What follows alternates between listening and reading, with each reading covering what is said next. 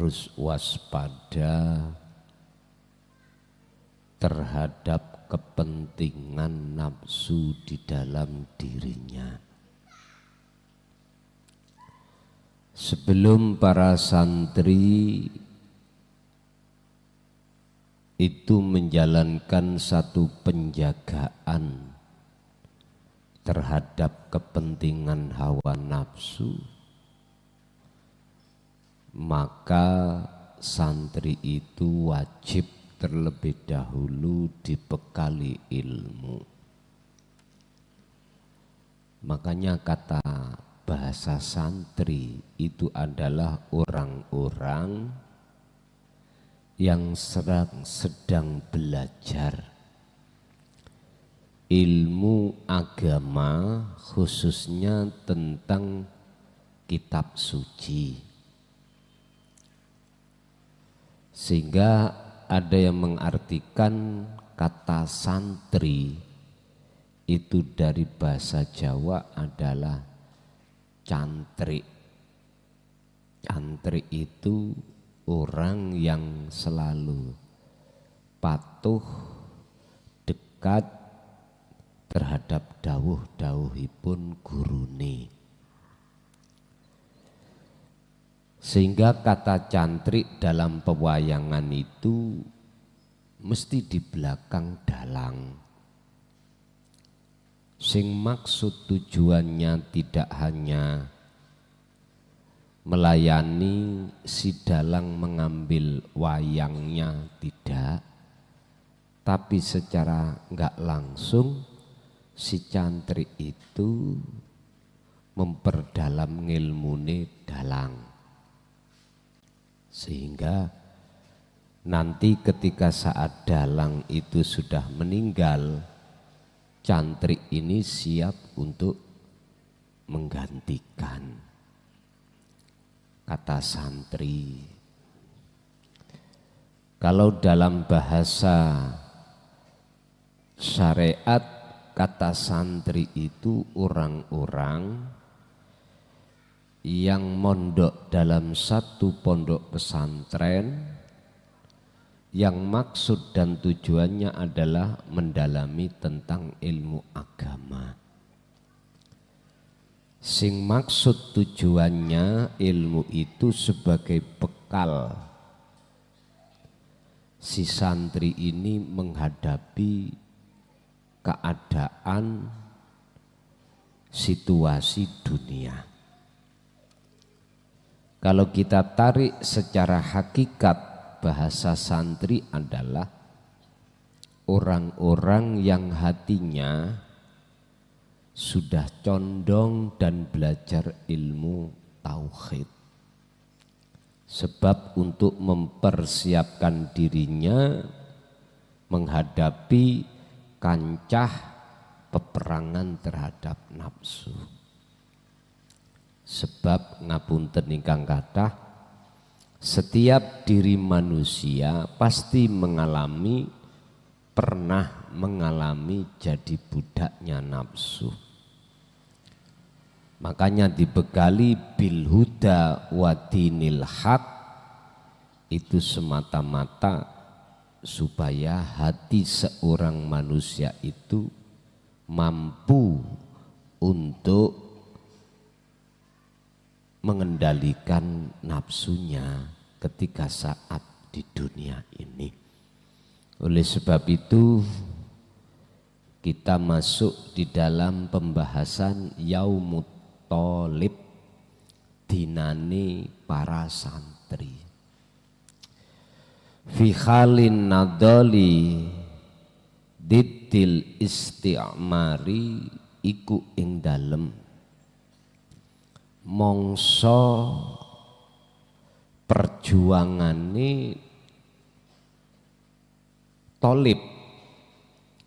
Perjuangan apa? Ditil isti'mari, dalam rangka ngelawan nafsu, dalam rangka ngelawan penjajai ati yaiku nafsu. Fi halin naso nadoli, at-talamidu utawi piro-piro santri. Tabiuna kang podo manut sopo santri fil harbi mengikuti fil harbi ing dalem peperangan atau merangi hawa nafsu litorudil mustamirina krono arai ngusir penjajai ati yaiku nafsu. Makanya sering saya katakan takutnya nafsu itu ketika saat hati seseorang iku sedang dalam keadaan zikir. Nafsu iki jerit di dalam hati jenengan, nafsu iku jerit. Kok umpama saged digambarno nafsu iku laksana mungsuh sampeyan iki sing setiap saat dan waktu mengintimidasi jenengan. Jenengan dalam penguasaan nafsu atau seseorang itu. Berhubung sampean ada kekuatan untuk ngelawan, akhirnya seseorang yang menguasai sampean ini ketakutan. Nafsu iku akan jerit ketika saat hati si hamba itu betul-betul di dalam zona dzikir. Mimbaladil Indonesia ibaratnya santri pada zaman dulu secara syariat tidak hanya belajar ilmu agama, akan tetapi ikut andil dalam rangka peperangan untuk mengusir penjajah negara Indonesia. Berarti pun dimaksudi negara Indonesia ati sampean iku negara. Atiku negara laksana seperti negara Indonesia. Kita itu selalu dijajah oleh nafsu itu sendiri. Lah, hukum wajib kita itu untuk melaksanakan dalam rangka memerangi nafsu itu, fardunya itu fardu ngain. Makanya zaman peperangan niku jihad iku diwajibno bagi orang-orang yang dewasa. Fardu ain hukumi jihad pada saat itu, sehingga semua santri di pelosok penjuru khususnya di wilayah Indonesia bergerak. Disitulah untuk memerangi dan mengusir penjajah Indonesia. Akhirnya nggih ketebus, walaupun jiwa dan raga beliau taruhkan, toh pada akhirnya tanggal 17 Agustus 1945 akhirnya terjadilah Indonesia merdeka. Itu tidak jauh dengan panjenengan kalikula wajahidu fisabilihi. Perangono nafsu di dalam dirimu yang menjadikan dirimu budaknya itu. Makanya disebut santri itu kudu ngerti ngelmune dulu. Bagaimana caranya untuk mengalahkan hawa nafsu itu. Ini proses si santri itu bisa rohaniah, bisa sampai pada Allah, harus ada namanya tazkiyatan nafsi atau wajahidu fisabilihi, memerangi nafsu. Jadi ngelmune kudu dibekalno. Saya katakan takutnya nafsu itu hanya ketika saat hati orang itu di zona zikir. Kanu kang podono sopo talamit iku yatazawaduna kang den bekali sopo talamit, dibekali opo bil imani wat taqwa, dibekali iman dan takwa. Lah isone iman iku kanthi bener, takwa kanthi bener, maka ngilmu dikupas. Akhirnya panjenengan mendapatkan buah dari satu ilmu yang disebut faham. Oh, nafsu iku ngene cirine. Oh, carane dzikir mengusir nafsu iku begini. Udah dibekalkan. Hatal istiqlali sehingga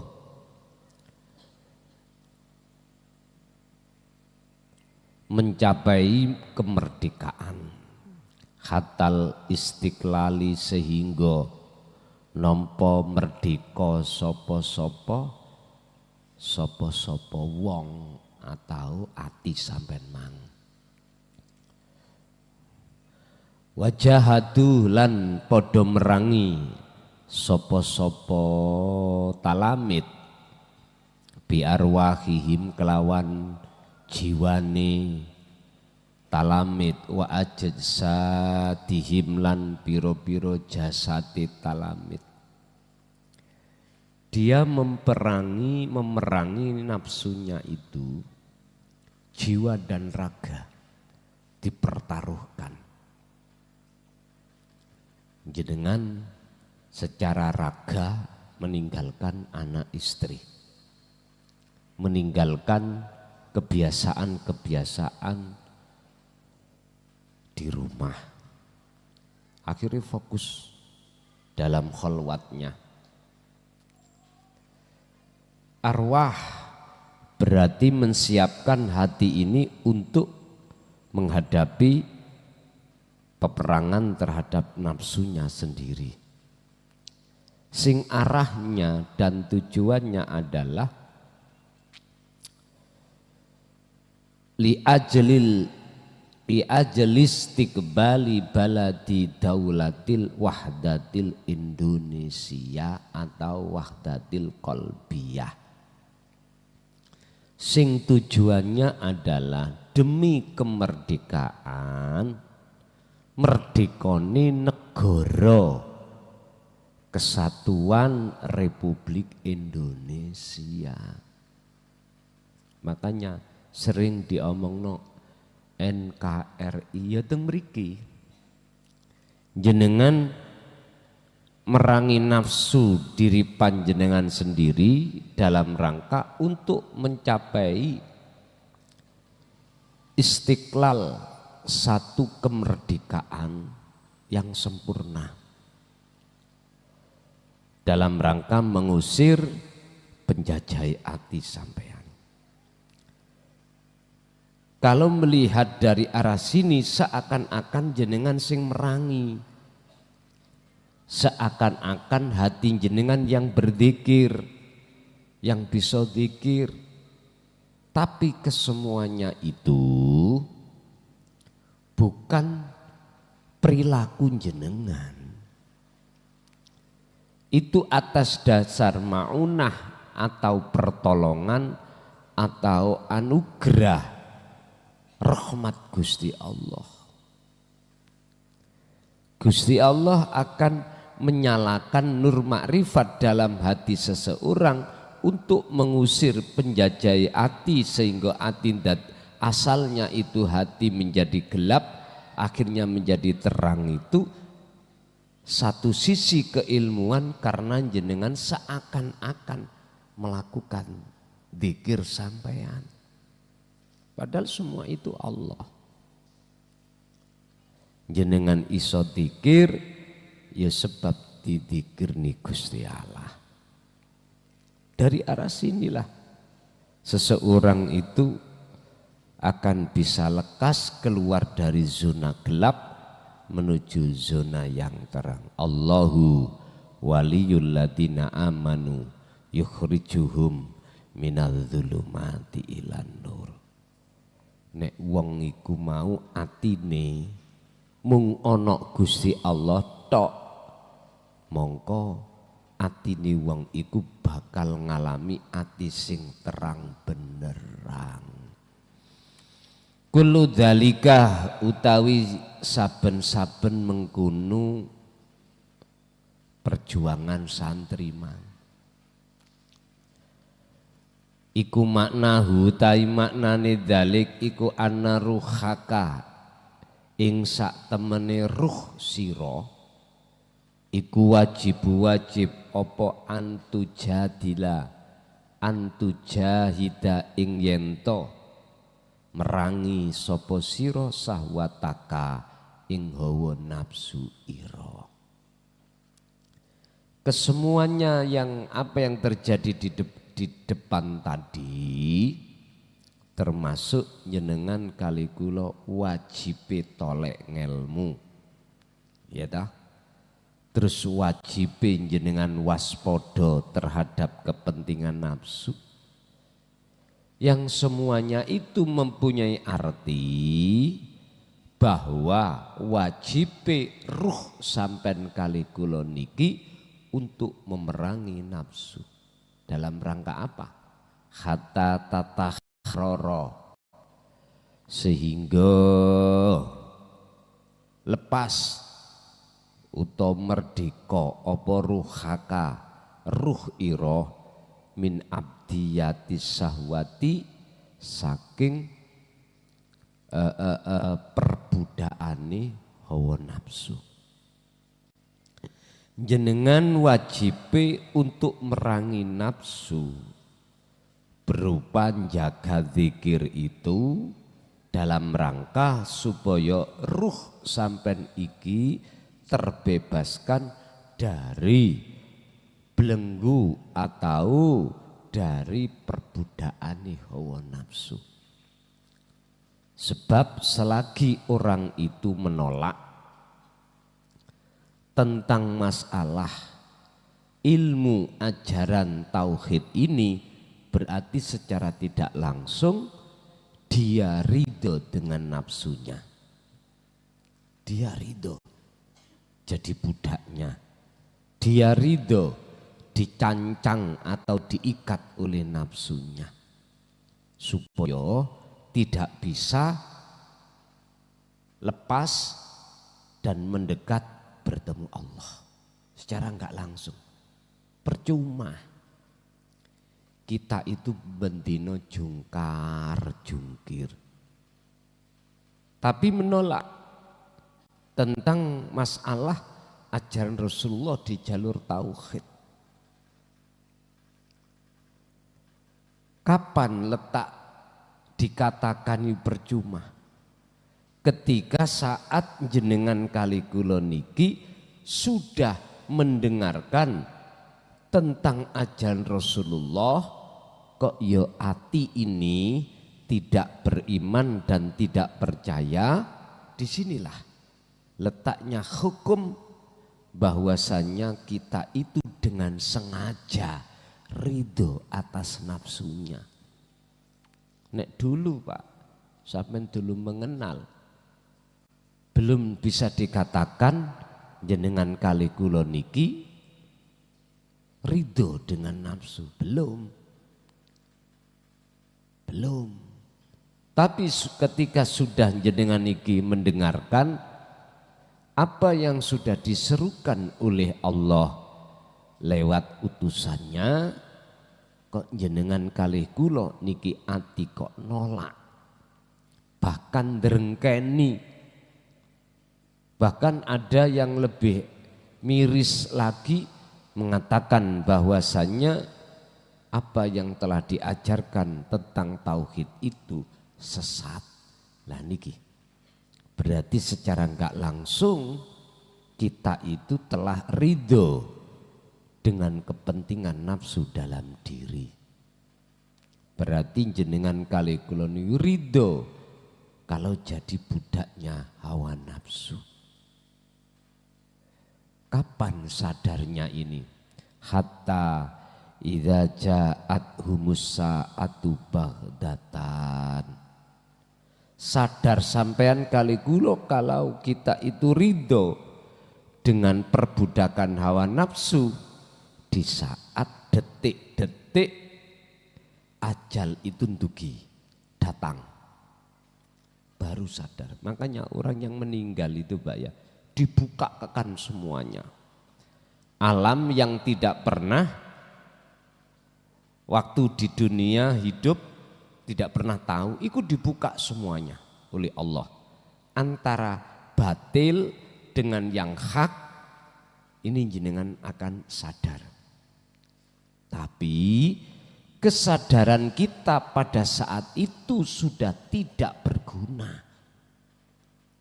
Istilah bahasa, jikalau matahari terbit dari barat, maka taubat itu tidak kanggo lagi, sudah tidak berguna.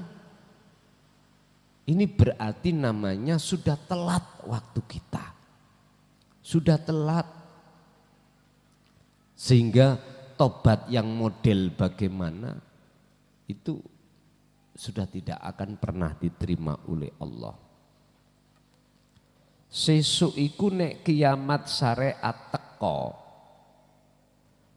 orang yang ingin beramal dengan bentuk membaca Quran, Quran ini tulisannya hilang, semuanya hilang. Udah nggak bisa. Itu artinya apa? Inilah Pak artinya itu getun iku gak ning ngarep. Kecewa itu tidak di depan tapi di belakang. Makanya sering saya katakan, udahlah Pak Bu, sudahi semuanya karakter sifat kita pada saat dulu. Kita akan merajut, membentuk satu sifat karakter hati ini ketuhanan kepada Allah. Ini gak semua orang Mbak akan mau untuk menerima. Sebab ingat dalam satu ayat Allah katakan, minhum man hadallah, golongan minoritas orang itu akan mau menerima ajaran tauhid. Minoritas. Lah mayoritas wa minhum man haqqat alaihi dhalalah, dia ridho dengan tersesatnya hatinya di dalam jalan nafsu, ridho. Makanya mereka menolak datangnya satu petunjuk atau hidayah. Mereka justru haqqat alaihi dhalalah, dia itu bersikukuh masih tetap di dalam jalannya nafsu. Lah sadare kalau dia itu ada di jalan nafsu ketika saat ajal iki detik-detik datang. Amin tinggalilah wong nek nazak niku Pak. Kadang-kadang ngomong ning dohir, mbuh goleki apa, mbuh sing teko apa, mesti itu. Jari arek-arek ndeleming klebon jin ngono. Raimu ngono ah. Ndak, dia itu dibuka alam yang di luar muhadharah ini. Dibuka. Jadi antara batal dengan hak, batil dengan hak, ini dia tahu.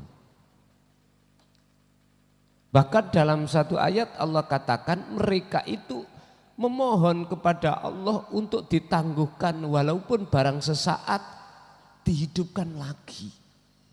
Artinya disadarkan lagi seperti sedia kala, sing tujuannya mereka akan bertobat. Tapi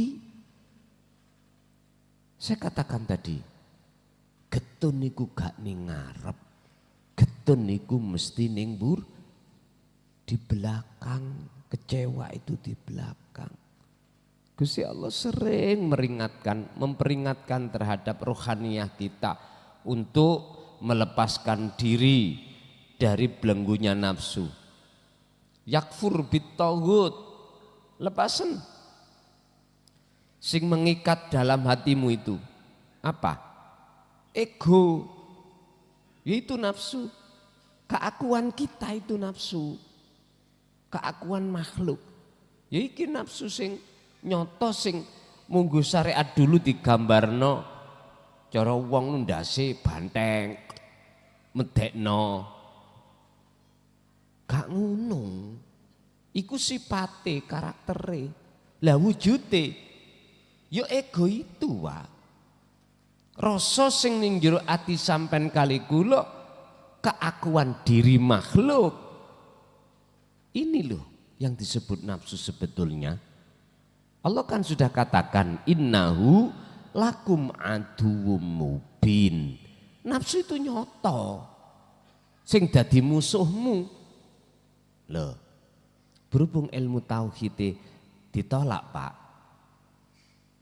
Ya mboten saged. Tahu pundise nafsu iku mboten ngerti. Padahal diri kita, keakuan diri, rupa, keimanan, rupa, rasa ning dodo iki kalau kita yang melaksanakan, ego kita inilah nafsu yang harus sampean tiadakan, yang harus sampean usir songko jagati ati. Ilmunya, alatnya, caranya sudah lengkap. Tinggal kita membiasakan diri untuk selalu mengusir penjajah hati. Sebab nafsu iku, Pak, tatkalane wis kekusir, anggit sampean ngalih, nggak datang lagi. Lah, ngintip, Pak, golek celah. Gak kena teko bojo, teko anak.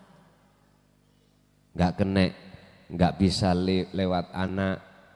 Lewat sandang, lewat pangan, lewat papan, kebutuhan-kebutuhan. Dengke anggit sampean ya apa. Walaupun jenengan sholat itu dengke. Orang yang tidak akan pernah bisa hatinya dimasuki nafsu hanyalah orang yang hatinya terjaga dengan zikir. Al-Fatihah.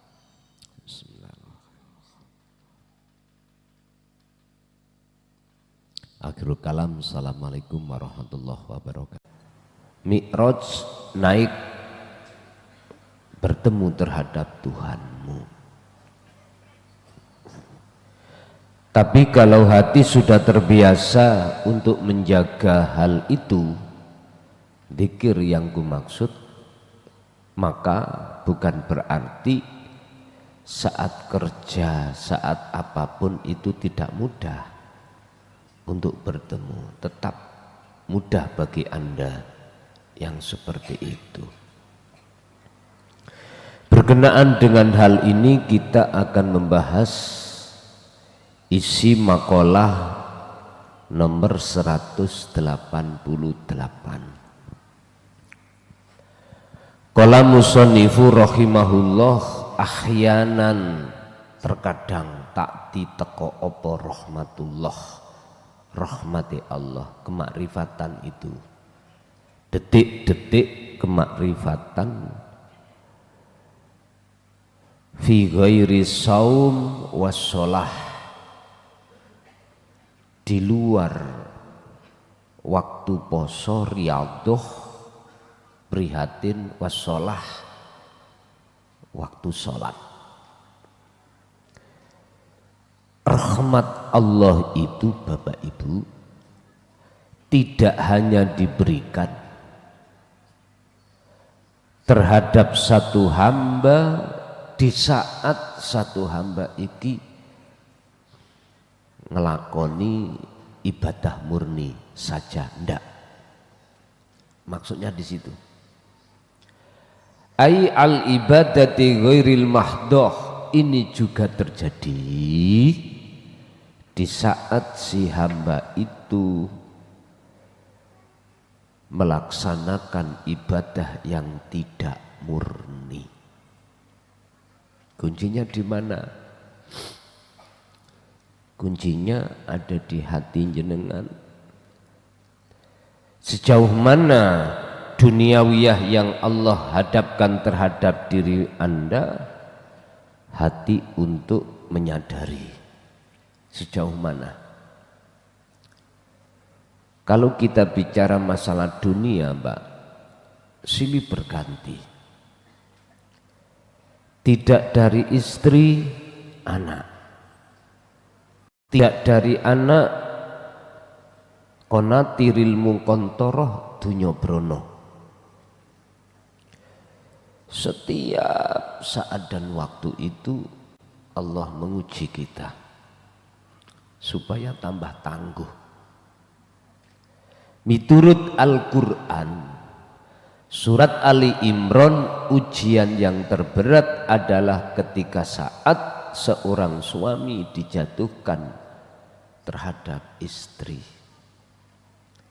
Seorang istri dijatuhkan Allah, ujiannya lewat suami.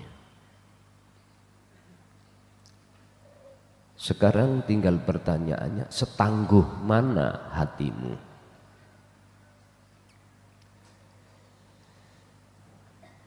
Urusan dunya wis, urusan anak sudah, urusan istri, suami, kalau belum siap-siap. Lu gak gitu dah. Karena Quran ini sampun dawuh Gusti Allah, wazuyina, Anda dihadapkan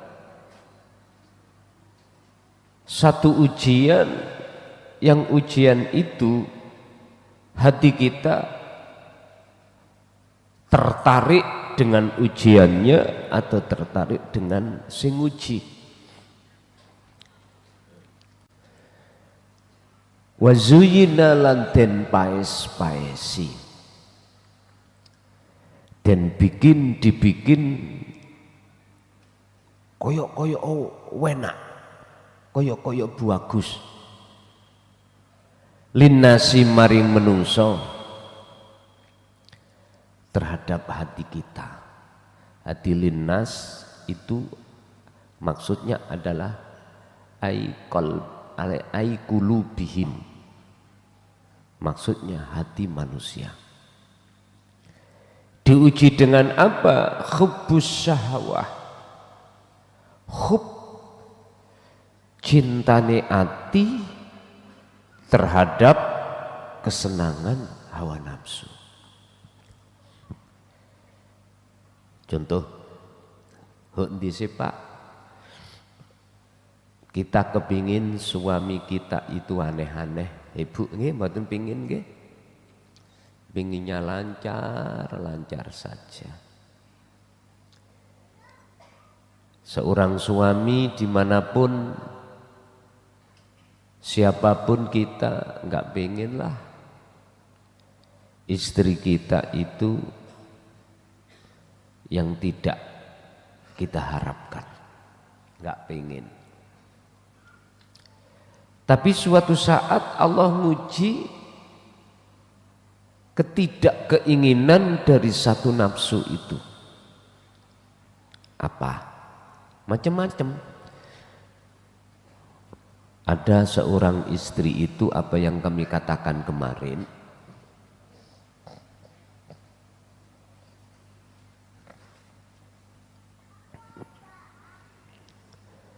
nggak mau rembukan dulu, moro utang ae nanggone bang sing gak jelas. Akhirnya numpuk mari anak dadi putu, akhirnya nggak mampu konangan. Bagaimana sikap seorang suami? Nggak menginginkan hal itu toh. terus diterjadikan oleh Allah.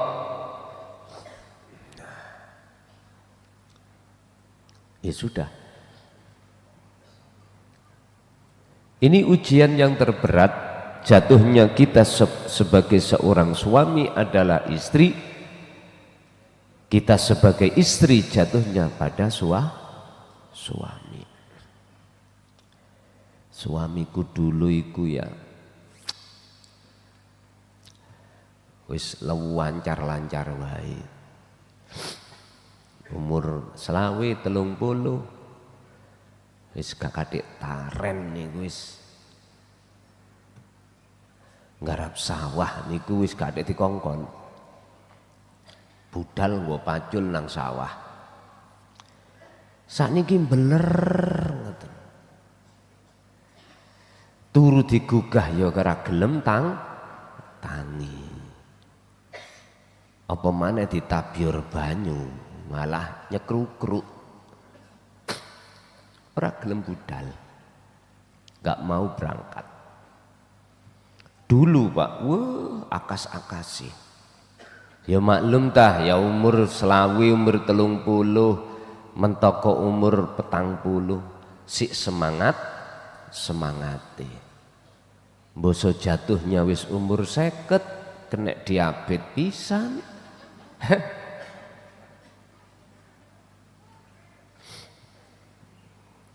Dulu menghidupi, saiki cari penghidupan. Dulu itu bangun ini gak usah dibangunkan, bangun sendiri. Sekarang dibangunkan beler. Jadi sawah sampai garing. Sawah lho Pak. Jadi tanduran ini akeh sing mati to. Wong gak dilep. Gak dibanyoni jarine wong-wong. Ya garing, tanahnya tandus. Akhirnya tumbuh-tumbuhannya ya gak subur. Loh. Itu sudah wajar. Masa dimana dirinya itu oleh nyambeler itu nang urusan-urusan perpaculan nanggone sawah iku. Dia itu karena hatinya sudah disibukkan untuk menata dalam rangka untuk bertemu Allah. Makanya sering sendirian. Biasanya tidak komunikasi iku gampang, iku angel, bahkan melebu kamari dikunci. Bisa jadi seperti itu. Loh, mengapa hal itu harus terjadi? Karena Allah punya maksud. Apa maksud Allah? Liyabluwakum ayyukum ahsanu amala. Iman tauhid sampean iki supaya tambah kuat.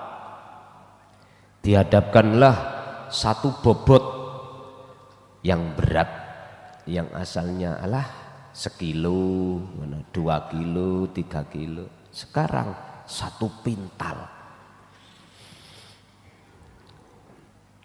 Bapak Ibu rahimakumullah, bukan berarti ujian yang datang dari Allah yang sifatnya tidak ada hentinya, bahkan lebih berat, itu menjadikan malesi hati kita untuk menyongsong rahmat Allah di situ. Sebab Gusti Allah sampun dawuh wala tai'asu fi roihillah. Saabot-abote apa ujian sing sangka aku, di belakang itu aku simpan rahmatku, aku simpan. Oleh sebab itu janganlah kau berputus asa sebab beratnya ujian yang kuberikan, akan tetapi berjalanlah terus, terimalah terus ujian itu sampai akhir nihayahnya, sampai akhir dari ujian tersebut. Akhirnya wis ketemu Allah mapes. Iya singgahe ngono ya Gusti Allah.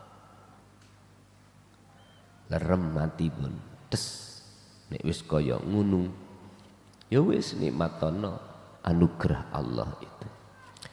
Rubama wajadata, terkadang wajata nemu sira sapa minal muridi saking murid utawa salik. Fil faqati nemu apa fil faqati ing dalem keadaan fakir, keadaan ghairu mahdoh, wis panganan iku wis ora patek enek, sembarang semuanya itu min. Dihadapkan yang tidak suka.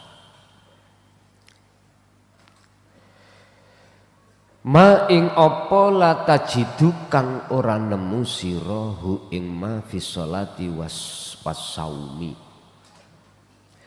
Terkadang si murid ini menemukan rahmat atau anugerah Allah, bertemu Allah tidak hanya di saat si murid si salik ini dalam keadaan sholat atau saum riyadhah niku lho. Bengi kholwat kula tak mandi dulu. Wudu wasilah wis dau wikir sampai jebul. Loh, pertemuan itu tidak hanya terjadi di dalam saat jenengan ini jasad keadaan ibadah murni aja, ndak. Boten. Kuncinya apa toh Pak? Kuncinya nihayah jenengan ini bagus tergantung bidayahnya. Khalwat khusus iku mesti jenengan ketemu Allah apabila bidayah jenengan iki bener. Pundi to? Bidayah sing bener, bidayah iku apa? Awal sampai duduk iki lho. Dikatakan bidayah itu bener, sandaran ati sampean mung dateng Gusti Allah. Dikatakan hatimu hanya bersandar kepada Allah, Anda tidak ngakui kalau kholwat itu kau yang melakukan. Kalau zikir itu kamu yang melakukan. Ini maksudnya tawakal itu di situ. Balik ning dodo sampean itu bergemuruh. Yusyahiduna annal fa'il huwallahu ta'ala. Sing agawe yang melakukan itu hidup dalam dirimu. Loh, kalau awal bidayah sulukmu itu seperti ini, maka mesti natijahnya, nihayahnya benar. Artinya apa? Tujuanmu hasil. Mana ketemu Gusti Allah. Yang disebut rahmatullah di atas tadi loh. Ahyanan terkadang fi awqatil fakri, terkadang ing dalem piro-piro waktu fakir tanaluna padha merkoleh sira minallahi saking Gusti Allah. Memperkoleh apa? Mendapatkan apa? Fadlan adiman, ing kanugrahan kang agung iku makrifat. La tanalunahu bisaumi wassalat. Hal itu tidak hanya terjadi di saat kau sholat dan poso, ndak. Jadi bahasa fakir di sini adalah bisa dikatakan jenengan ibadah yang tidak murni. Mbuh jenengan ini entah jenengan ini saat beol atau saat nopo mawon. Itu bisa terjadi. Aman nikmatu anapun utawi sing diwastani nikmat atau fadol atau anugerah rahmat makrifat allati kang yamunu kang den paringake sapa Allahu Gusti Allah biha kelawan allati ala abdihi ing dalem ala abdi ing atase kawulane Allah iku fi khalatil fikri awil ibadati ghairil mahdhah. Bisa jadi iku ing dalem keadaan jenengan fakir ora duweni apa-apa atau di dalam ibadah murni. Kuncinya sama dengan khalwat yang ada di khusus ibadah murni. Bidayahnya betul, mesti nihayanya Anda dapatkan. Lepas diri atas segala keinginan, atas segala perilaku yang akan dilakukan kerja misalkan, maka pasti disitulah Allah akan memberikan anugerah. Hadza kang utawi iki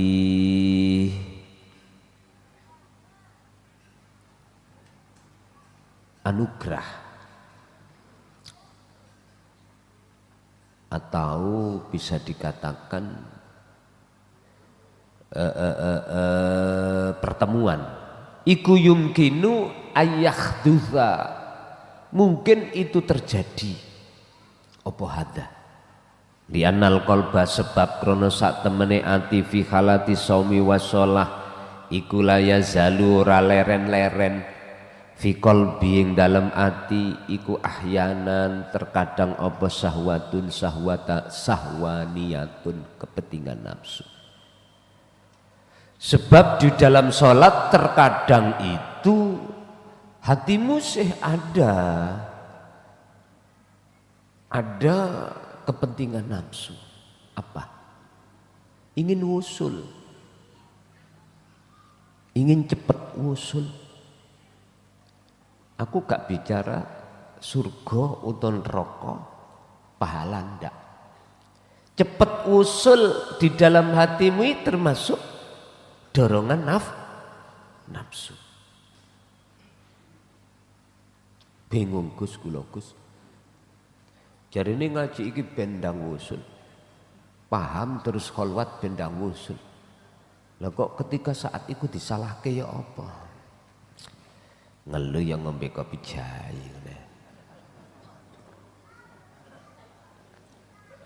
Ini lho dulur. Tadi saya katakan bila mana bidayahmu awal sulukmu benar, mesti ketemu Gusti Allah. Disebut nihayah benar. Nihayah itu pungkasan. Kekarepan ngusul iku lepasen. Kekarepan ingin wusul iku lepasen, ojo diakui, lho ngoten lho. Yen kuwi, yen awakmu, yen dirimu yang berkeinginan untuk wusul. Iki kan ada kaitannya dengan sifat irodah, kekarepan. Lepasen keakuanmu sebagai makhluk. Yang berzikir, lepasen.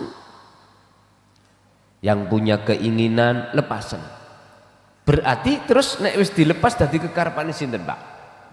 Loh, atas perilaku kholwat itu syirik. Yang disebut syirik khafi. Sampai jembutmu putih. Gak iso, Pak. Bah, gak ngereken. Nggih, mboten saged. Kan sudah menjadi hukum, barang siapa yang ingin bertemu aku, maka tidak boleh dalam hatinya menyekutukan selain aku. Sampai sekecil biji sawi ada sirik iki mboten saged. Maka niku kudu lepas. Hatta taslama sehingga ora bisa slamet apa al ibadatu ngibadah khalwat min amrodil qalbi, ora slamet sangka apa? Sangka pira-pira penyakite ati.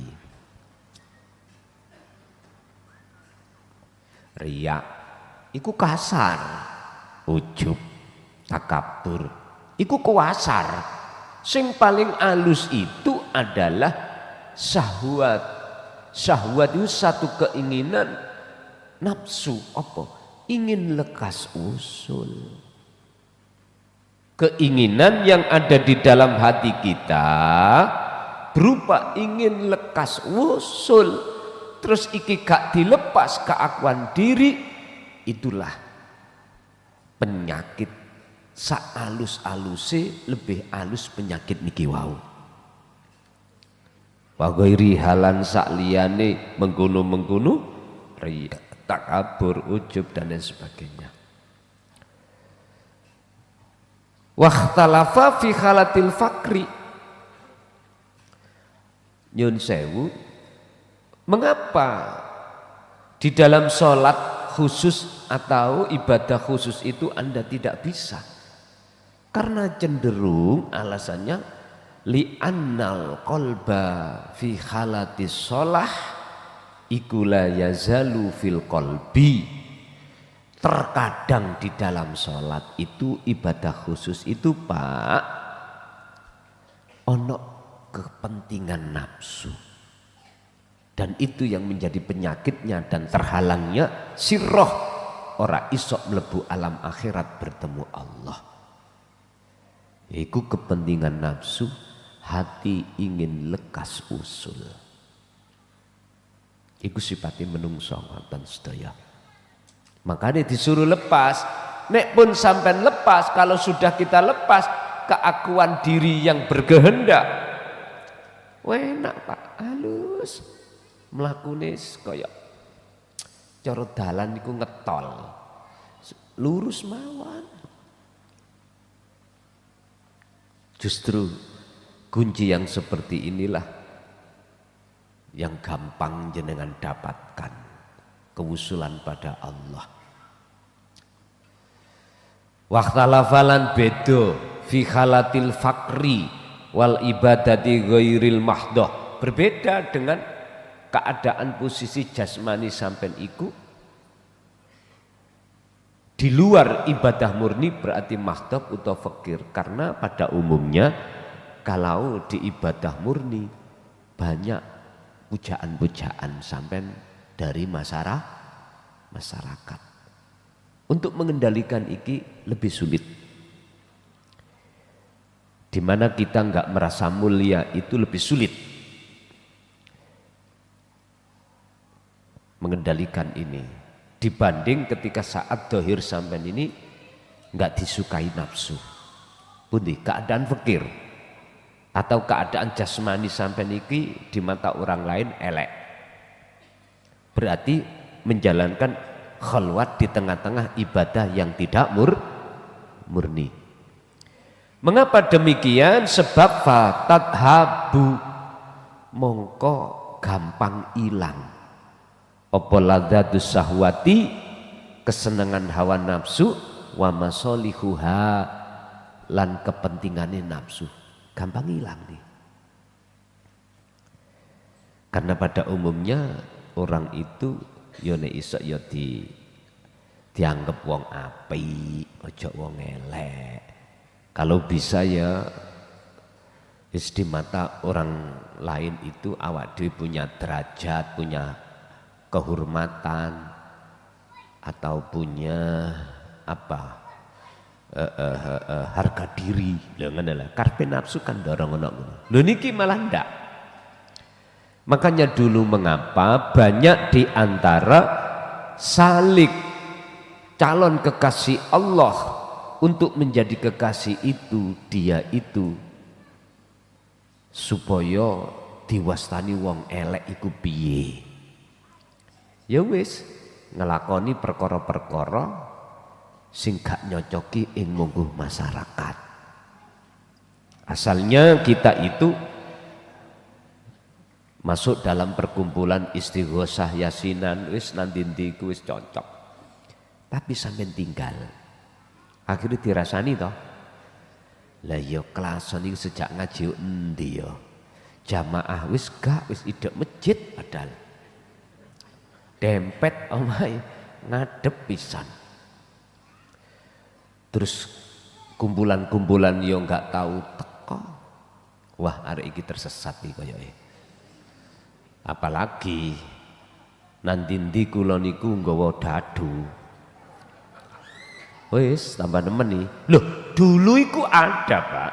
Memang kekasih Allah itu melakukan seperti ini supaya orang lain menganggap beliau itu hina.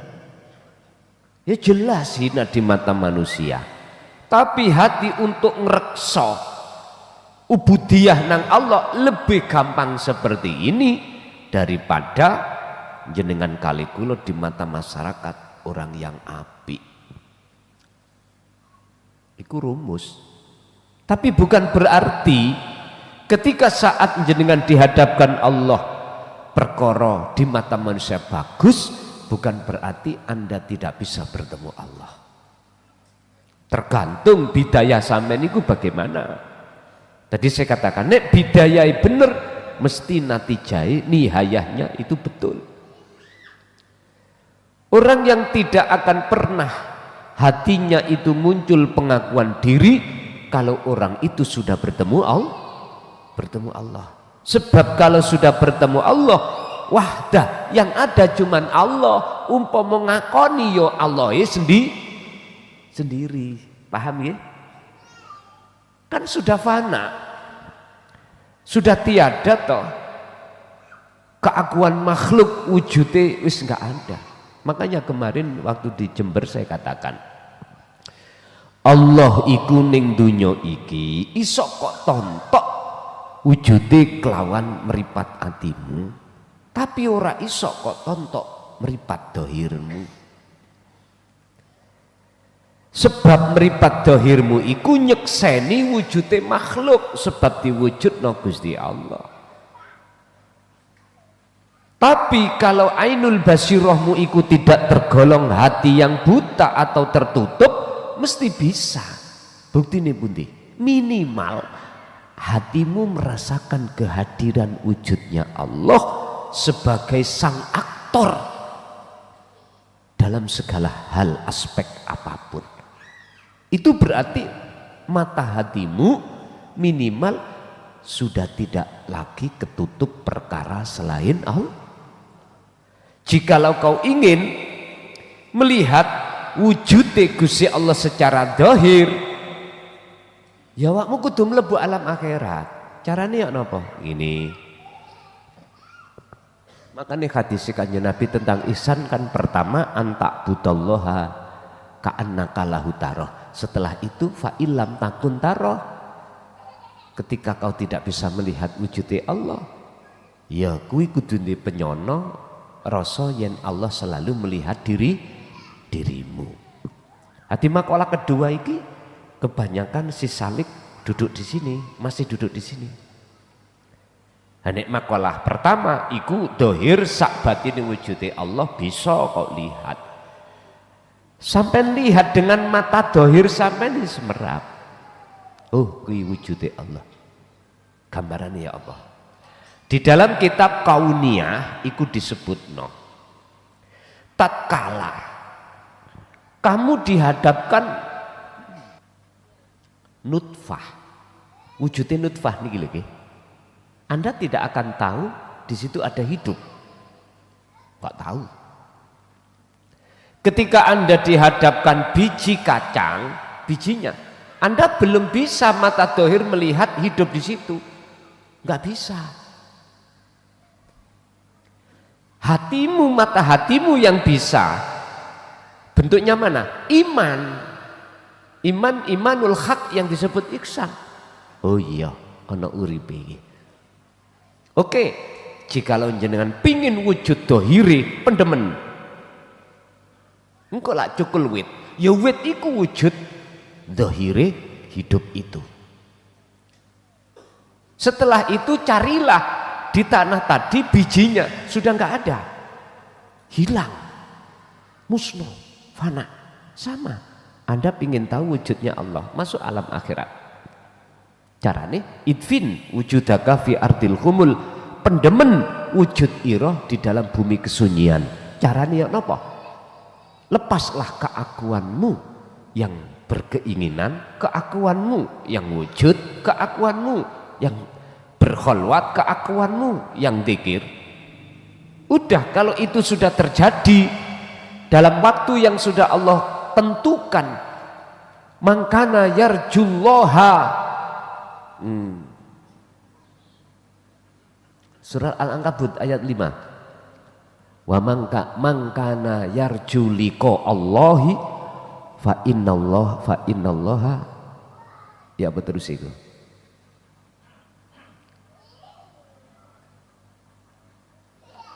Barang siapa yang ada keinginan untuk bertemu Allah, fa inna ajalallah la'at, maka Allah berjanji dalam waktu yang sudah Allah tentukan pertemuan itu terjadi. Artinya umpama kitab kauniyah iku biji sampean tandur, ada waktu yang sudah ditentukan. Berapa hari muncul lewit? Berapa hari, Pak? Berapa hari? Pak Tani lho sing roh. 7 hari.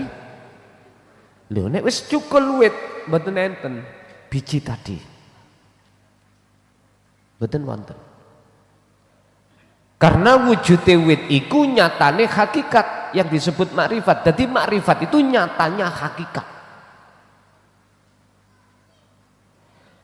Jadi hidup yang kita rasa di dalam diri ini, luar dan di dalam diri itu, yang mata dohir ini belum bisa melihat, itu nanti akan menyatakan kewujudannya secara dohir seiring berjalannya waktu yang sudah Allah tentukan atas kewujudannya Allah secara dohir. Ya ini alam tuh, ini hanya berlaku bagi seseorang yang sudah la ibsorun wa mubsorun wa basorun.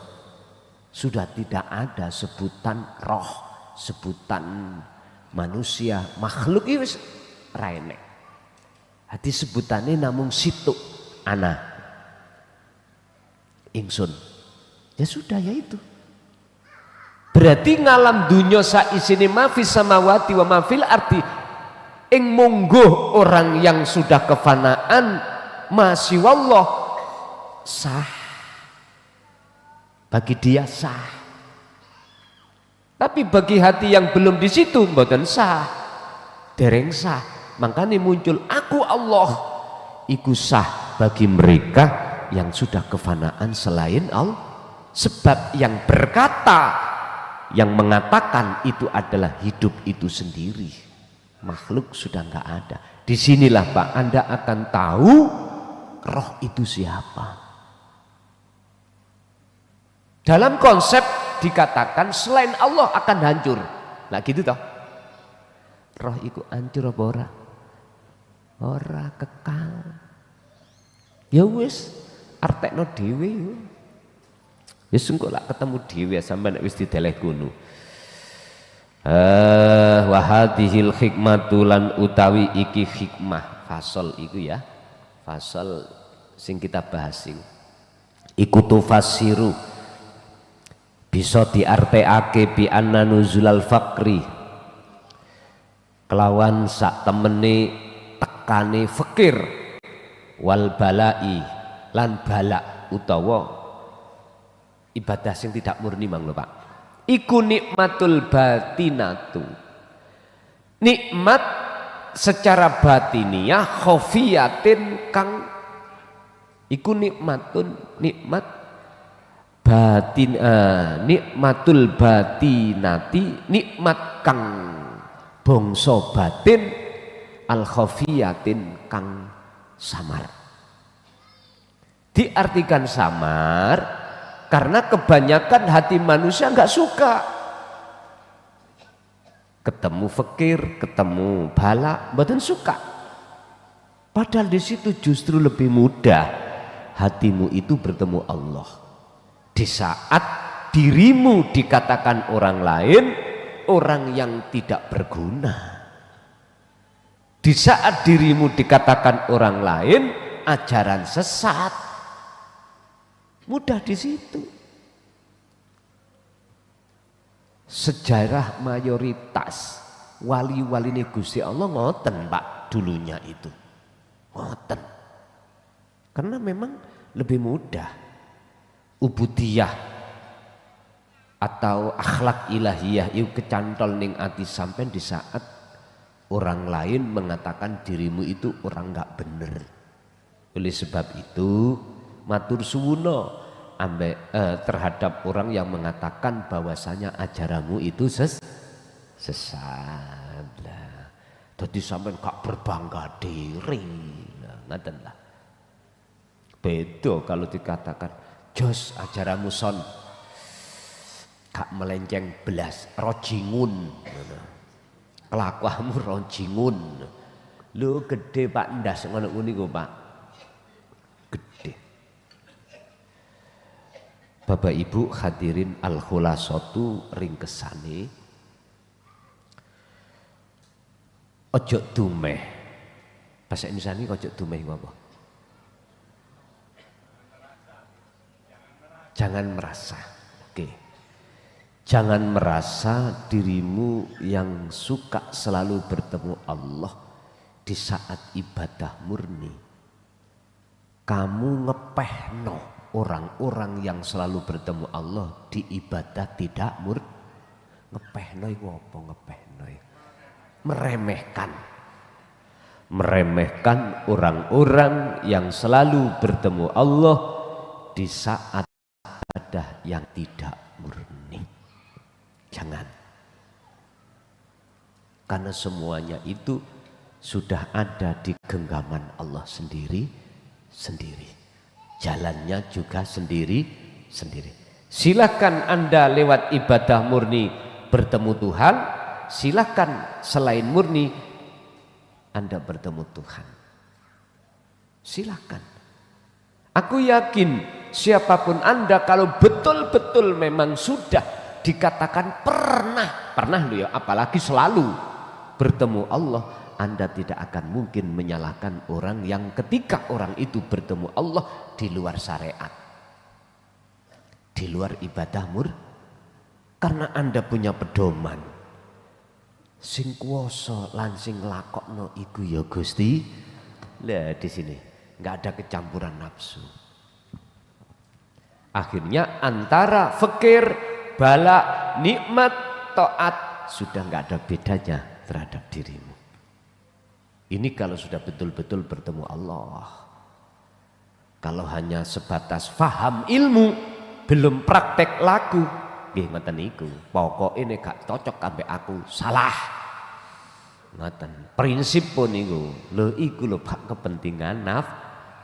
Enggak saya, enggak jenengan, sama semuanya. Siapapun kita, tatkala belum betul-betul bertemu Allah, pasti akan mengatakan pendapat orang lain itu gak benar. Sing benar menurut pendapat saya sendiri. Iku kan namanya ego. Manalah. Makanya nyun sewu, jenengan sing lewat taat dalan lewat syariat, jangan pernah jenengan iki maido. Apa? Maido ya. Hah? Maido menghujat pada orang-orang yang lewat dalan kejawen. Ojo. Aku yakin Anda kalau betul-betul sudah sampai pada Allah, gak mungkin kau akan menyalahkan Allah terhadap keputusan Allah yang dijatuhkan kepada selain Anda yang tidak sama jalannya. Orang yang ingin naik ke loteng harus membutuhkan tangga. Lah bentuk tangga bisa dari besi, bisa dari kayu, bisa dari cor, terserah. Lip, nah, bisa jadi. Ingat, tatkala Anda belum berangkat wajib dapat wasilah. Tatkala Anda belum suluk wajib memegang wasilah. Wasilah itu tangga. Apa wasilah jenengan? Zikir. Makanya kanjeng Nabi dawuh ning Quran, apa kuncinya wasilahnya bisanya ke alam akhirat? Wa dzakarallaha katsiran. Inilah yang Allah katakan dalam surah Al-Maidah ayat 31, wabtaghu ilaihil wasilata. Wajib bagimu jikalau ingin keloteng, sampai keloteng atau bertemu Allah di alam akhirat, amiki harus mencari wasilah. Dalam rangka apa? Wajahidu fisabilihi. Dalam rangka Anda berjalan menuju loteng atau menuju Gusti Allah. Apa wasilahnya? Zikir tadi. Ketika Anda itu berjalan ini masih butuh, tangga ini masih butuh. Anda tidak akan butuh wasilah itu tatkala sudah sampai loteng. Enggak butuh. Ini akan dibutuhkan orang lain, maka kasihkan pada orang yang lain. Makanya ada yang tanya, bagaimana kalau aku sudah paham ilmu lan laku, terus wasilah ini boleh enggak saya kasihkan istri, suami, anak dan orang? Boleh. Ada dasarnya, wa ahlikum naro, ini kasihkan. Mau terima atau tidak itu bukan urusanmu. Loh, terus pertanyaannya di atas itu Anda didukno maneh apa ndak? Nek gak didukno, ya gak penting, wis gak dikir maneh sampean. Wis gak disebut orang dikir sirul asrar, dikir disebut dikir fana udzikri la ilaha illa ana terus gitu. Itu urusan Allah, sampean didukno apa ora? Nek gak didukno, ya enak wis. Wis gak butuh ondo. Gak butuh. Gak butuh sirul asrar lagi. Gak butuh, cuman fana'u dzikri tok. Makanya ketika jenengan suluk lebih-lebih iki bisa terjadi loh Pak. Kasab dibuka ketika saat jenengan suluk khusus atau umum, bisa terjadi Anda melihat ruh sampean itu naik ke alam akhirat. Aja wedi. Dan itu wajib prosesnya. Cuman aja Anda yang diketahukan, ada yang tidak diketahukan. Dibuka alam kasab ini, ada yang dibuka, ada yang tidak. Yang dibuka pesanku, wis gak usah wedi. Dan itu memang proses harus dilakukan. Makanya kalau boleh pilih antara dibuka alam kasab dengan tidak, enak enggak? Enak enggak? Ojo golek-golek penak dibuka, engko roh bokonge bidodari misalnya. Wis lurus aja, urusan diperlihatkan atau tidak wis urusannya. Kok malah wedi? Terus dibatalno, maksa bali. Pertanyaannya di situ kan ngene, kita olehnya takut. Iso kembali ta nanti roh iki, gak malah digondol. Wewe ta, lah ketakutan datang mriku. Masalahnya anakku sik cilik-cilik, bojoku ya sik mingis-mingis. Maneman, wis balik wis. Pak, Bu, engko nek dibuka maneh lah, arep-arep pola wangel. Wangel dibuka maneh Gusti Allah. Mergae Gusti Allah wis kok paido. Diperjalankan jenengan maksa nggak mau, akhirnya wangel sampean.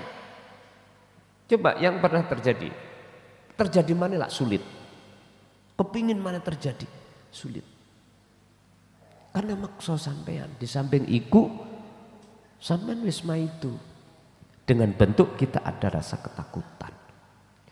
Prinsip aja, jikalau jenengan umur masih ada tugas kepada anak istri, mesti balik. Baliknya terserah ada dua hal. Ada kembalinya itu biruhin fakot ataupun ma'ajasadihi. Enggak kembalinya juga begitu. Biruhin fakot ma'ajasadihi. Kalau jenengan tidak dikembalikan sak jasate berarti ya dikubur. Mosok kate gepipian. Enggak mungkin toh. Karena waktunya sudah. Yang ditentukan kematian secara syariat sudah datang, ya gak iso diundurno, Pak. Itu prinsip. Jikalau belum waktunya, pasti akan dikembalikan sak jasate sampean iku. Wis gembul maneh nanggone keluarga. Gak usah repot-repot tentang garwa sampean. Nek umpama memang durung balik, ya ta. Umpama gak balik. Wis urusane Allah. Anak sampean urusane Allah. Wis. Ada kalanya itu hanya dikembalikan secara jasmania saja, ruhnya tasik kecantol terus, kecantol. Iki ya apa iki? Gak dibalekno. Enak. Jasad ning dunya, tapi roh sampean ning akhir, ya iki wasilun. Ya niki khawasul khawas. Dilihat dari orang lain banyak jenengan iki ana dunya. Lah ngoten nggih. Tapi sebetulnya ruhania sampean sudah di akhir. Lah akhirat itu ning ngarep sampean iki, ning alam dunya iki akhirat. Sehingga inilah yang disebut maksum itu di sini. Disebut maksum iki di sini. Gak katik metu ana jero tok, wis katik metu.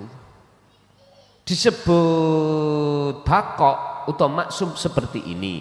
Kalau disebut maksum apa? Fana kali kamil, ya mlebu metu.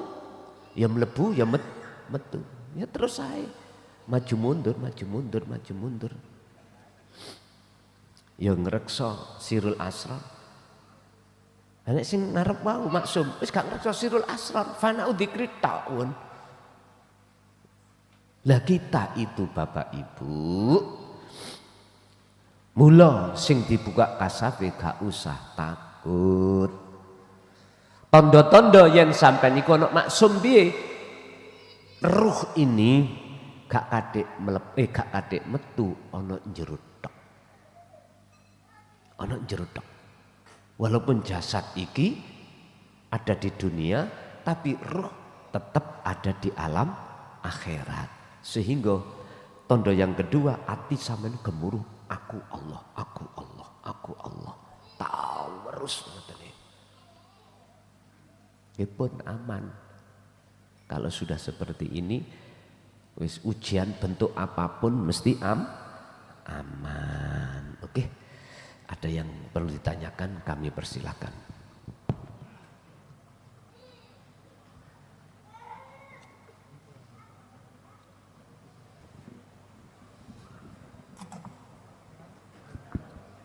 Assalamualaikum warahmatullahi wabarakatuh.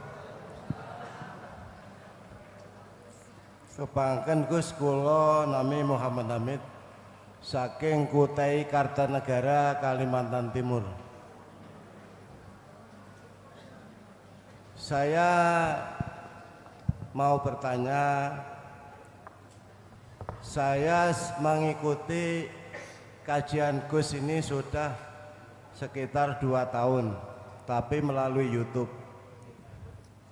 Yang hadir di sini baru 2 kali. Sekitar 6 bulan yang lalu, saya ini menjalankan sholat 5 waktu itu banyak malasnya, Gus.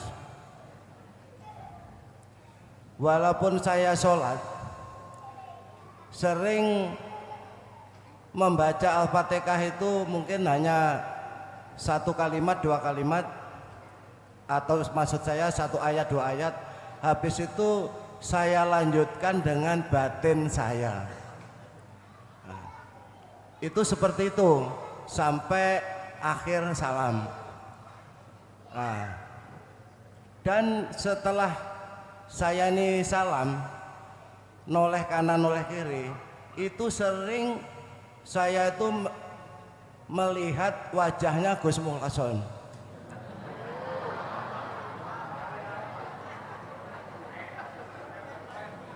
Dan kalau saya sik takon rupa garangan apa rupa anu? Nggih, artinya pasti sambil assalamualaikum wassalamualaikum gitu itu mesti ingat wajah sampean. Nah gitu loh.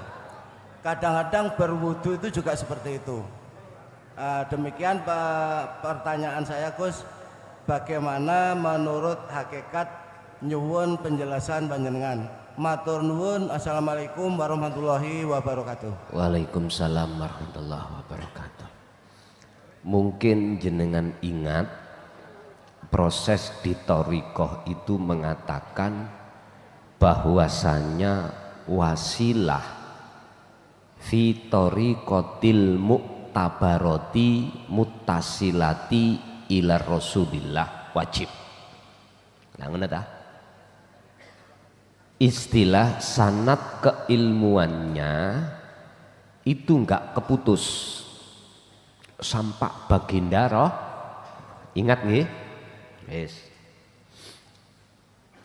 Tatkala jenengan iku mau noleh kanan loreh kiri, kok teringat wujud rai kula. Loh, lah bener to rai? Wajah sampean ngomong mau, wajah itu depan. Maka itu tetanda posisi jenengan itu ibarat orang berjalan masih di tangga. Tapi ketika saat sampean iku mandang uripe, berarti Anda posisinya sudah di atas loteng. Berarti sudah wusul.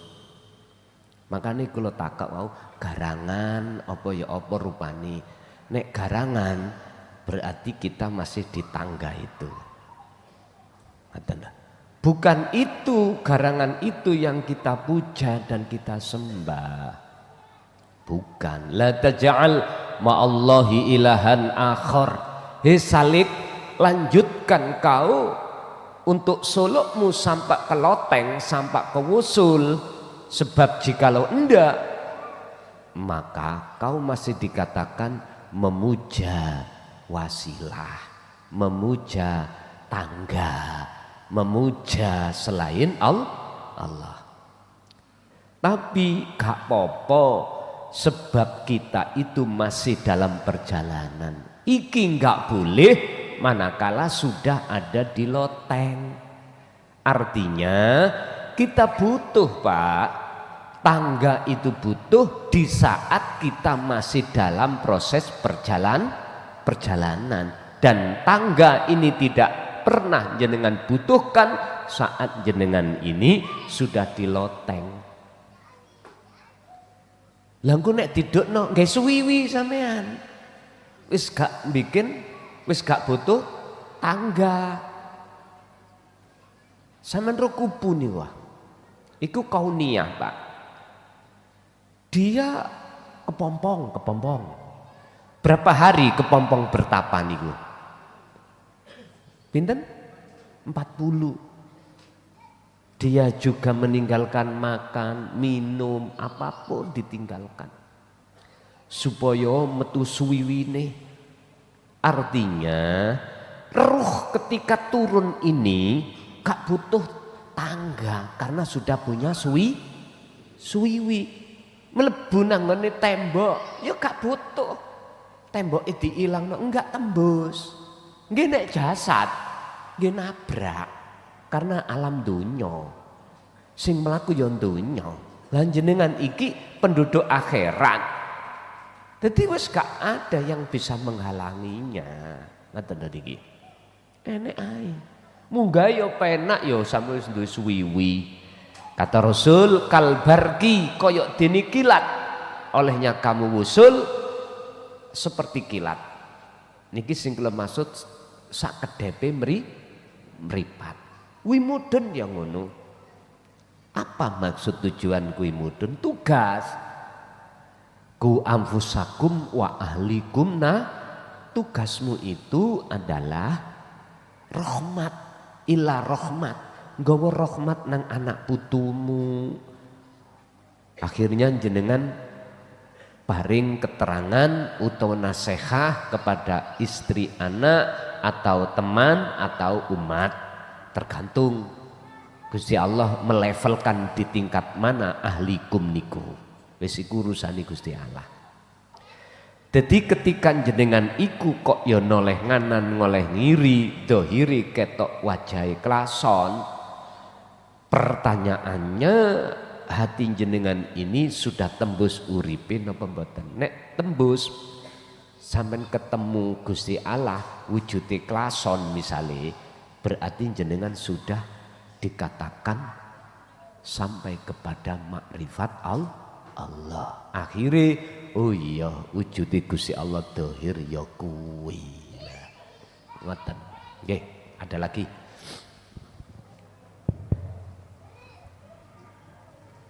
Ingkang kula hormati lan kula mulyakaken dumateng mursyid kula Gus Mukhlakson Rosyid lan sedaya para jamaah.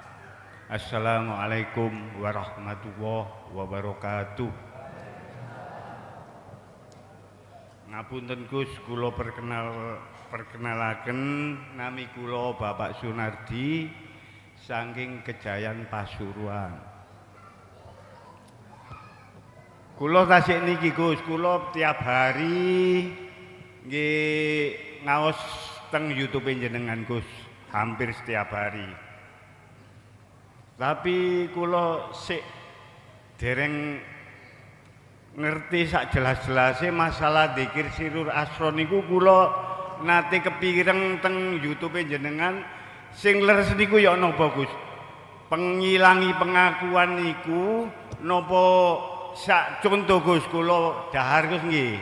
Contoh dahar. Bismillahirrahmanirrahim. Sejatine uripku Allah sing dahar. Ngoten Gus niat kula niku Gus. Niki napa leres napa mboten Gus? Menurut kula nyuwun penjelasane dumateng Gus Mukhlason. Sampun ngoten mawon Gus. Assalamualaikum warahmatullahi wabarakatuh. Waalaikumsalam warahmatullahi wabarakatuh. Ngeten Pak ya. Disebut dzikir sirul asr itu dzikir yang sudah tidak ada ucapan,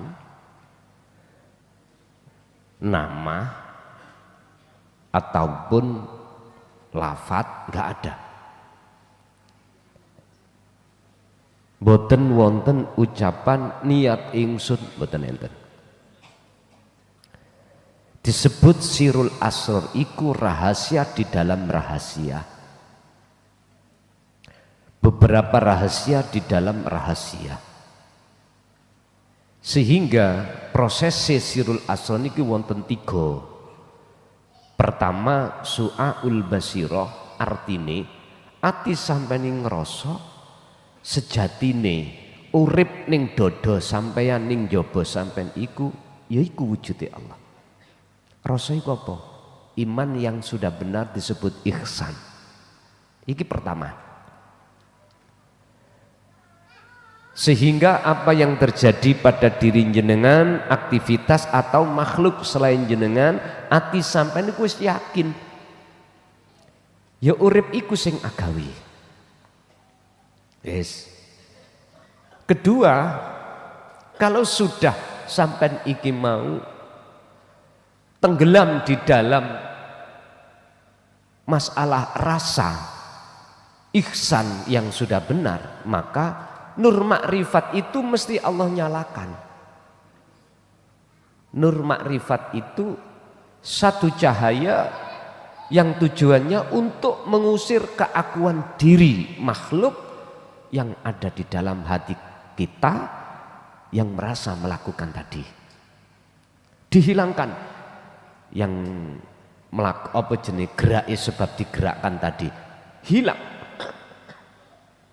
Seiring menyalanya nur makrifat dalam dada yang disebut ainul basirah, maka sudah tidak ada lagi pengakuan makhluk apapun yang digerakkan tadi, nggak ada. Yang ada cuman hakul basirah, Apa itu? Yo aku iki sing agawe. Aku hakul basirah iku pengakuan atas diri wujud sejati, yaiku urip yang agawe, yang melakukan. Ini berarti sudah diloteng. Akhirnya di situ dalam Al-Quran disebut la ilaha illa ana, pun tinggal ingsun. Niki penjabaran tentang masalah dzikir sirul asrar. Lah sekarang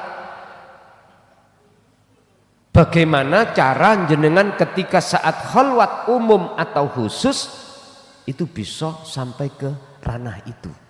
Kuncinya kembali, kalau bidayahnya itu benar, nihayahnya atau natijahnya mesti jenengan suluk berjalan itu mesti ketemu Allah, tidak insya Allah mesti ketemu. Nggih, lanjut. Waalaikumsalam warahmatullahi wabarakatuh. Perkenalkan Gus Mukhlasun Rosid, Bapak Kiai. Kami nama Ali Ahsun dari Kota Semarang. Kami baru kali ini bisa bertemu langsung dengan Gus Mukhlason. Adapun yang berkaitan dengan kami bertemu di YouTube itu hampir setiap hari. Hampir setiap hari kami mendengarkan dan kami meyakini bahwa apa yang panjenengan Gus Mukhlason ini sampaikan betul-betul kami meyakininya. Kenapa kami meyakininya? Bahwa umur saya sudah 62 tahun, kemudian pada waktu tahun 86 kami di Sulawesi pernah menerima hal-hal seperti ini. Dan kami cocokkan, kami tangkap bahwa kebenaran itu mutlak. Hanya saja pada waktu tahun 86 ibarat anak ayam itu kami belum sanggup menelan jagung. Sehingga kalau kami telan, saya nanti bisa kelegen. Namun karena perkembangan hidup saya kebablasan untuk bekerja sehingga melupakan, dan setelah tidak bekerja kami mendengarkan YouTube itu, kok ada benarnya, kok kami meyakini bahwa hal itu benar. Pertanyaan kami, Gus Mukhlason, kami ingin mendapatkan bimbingan ilmu tauhid karena kami belum bisa melaksanakan, menerima untuk lebih lanjut. Untuk menerima lebih lanjut dalam arti kata kami merasa bahwa jalan kami ini perlu mendapatkan bimbingan. Namun kami meyakini bahwa kebenaran itu hakiki. Karena tahun 2000 kami sempat dibaiat oleh guru kami yang di Sulawesi, ya sama. Wala qadirun ilallah wala muridun dan sebagainya. Namun kami masih perlu untuk bimbingan ilmu tauhid ini. Wassalamualaikum warahmatullahi wabarakatuh. Waalaikumsalam warahmatullahi wabarakatuh. Cukup sederhana, yang perlu jenengan pegang teguh. Nanti tolong dibuka dalam surah Al-Baqarah ayat 256. Lam fisomalaha. Jenengan sudah paham tentang masalah tauhid, walaupun belum secara 100%, nggak ada masalah. Sing penting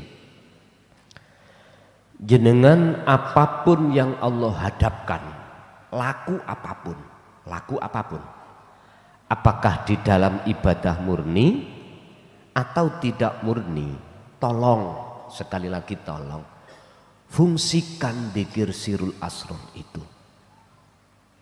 Fungsikan. Inilah yang disebut dinul qayyimah. Wa ma umiru illa liya'budullaha mukhlishina lahuddin hunafa'a wa yuqimus shalah wa yu'tuz zakah wa dzalika dinul qayyimah. Din agama. Qayyimah sing lurus. Artinya iman kita harus lurus. Iman yang lurus adalah wahdah, nyawijekake Gusti Allah. Maksudnya mengesahkan Allah dalam aspek apapun. Jadi fungsinya sirul asrar adalah meniadakan perkara selain Allah dan menetapkan hanya Allah wujudnya hidup itu yang berperan. Akhirnya kita diajarkan untuk tidak mudah ngaku.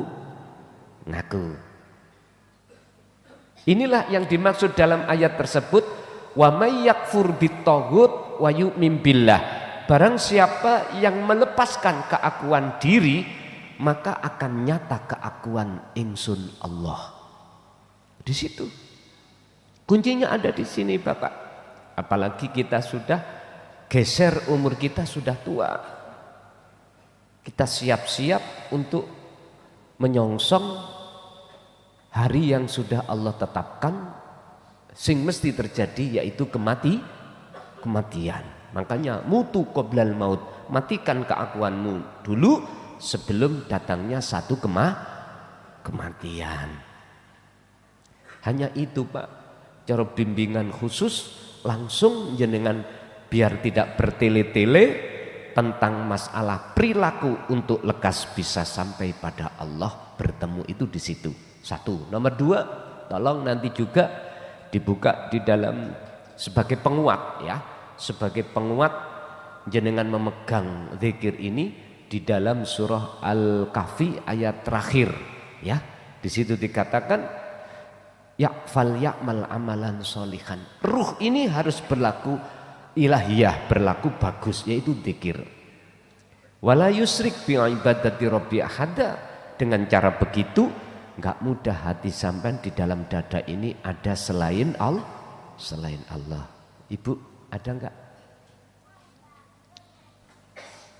Ada enggak, Ibu? Kalau enggak ada tak tutup. Ada.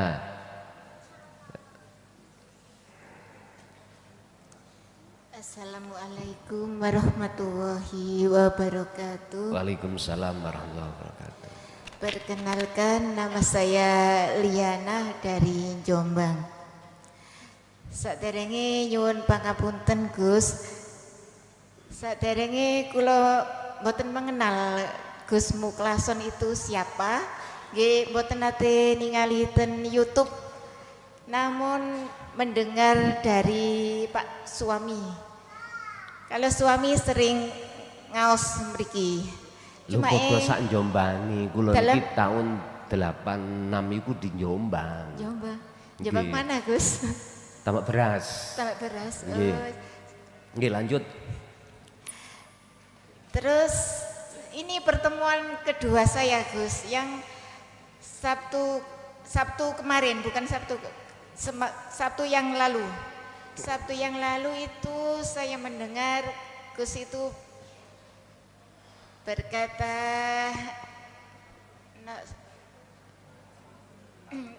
napa nggih?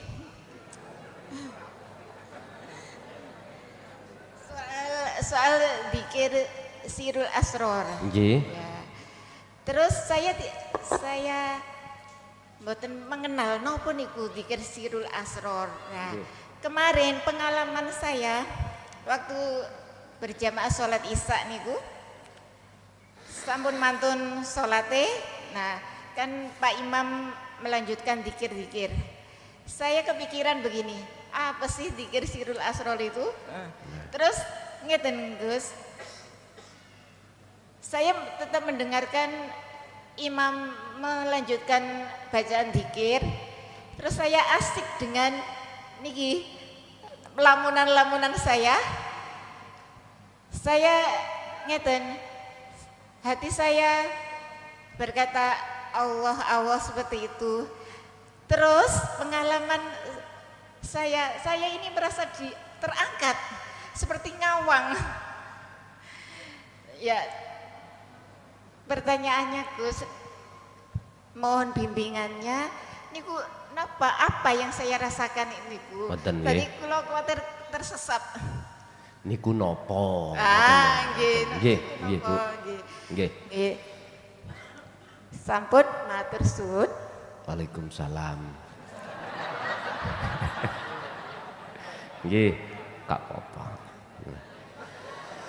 Orang yang sudah naik ke tangga, otomatis dia meninggalkan alam dunia. Saya ulang, orang yang sudah betul-betul mendapatkan wasilah dan sedang berjalan di tangga, entah tangga 1, tangga 2, tangga 3, itu berarti dia sudah mulai tinggalkan alam dunia. Makanya jenengan iki umpama dibuka Allah kasafi koyok ngawang, ya wis sak mestine. Nanging yang akan tetapi yang perlu jenengan ketahui di situ, apapun yang Allah tampakkan di dunia kasaf, ingat itu berarti perjalanan belum sampai.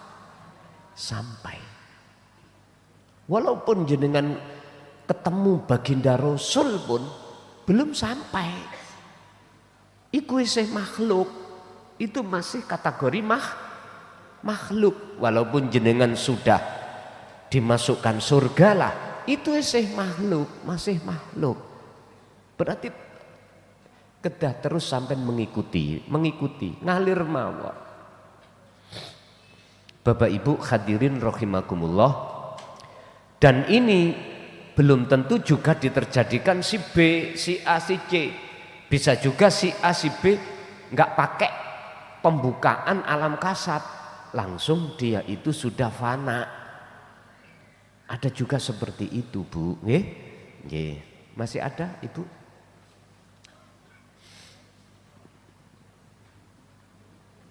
Cukup nggih? Nggih pun mohon maaf niki mungkin nggih wonten acara pengawasan umum lagi wis tak kowe ra gelem sik dipeksa wae. Sakno jenengan boleh gak iso ketemu. Ngoten. Besok minggu wae dientekno. Ngoten. Nggih pun ngoten mawon mulai awal sampai akhir apa yang sudah Allah berikan estu-estu dados ilmu ingkang manfaah terhadap kita dan keluarga kita. Lahumul Fatihah. Bismillahirrahmanirrahim.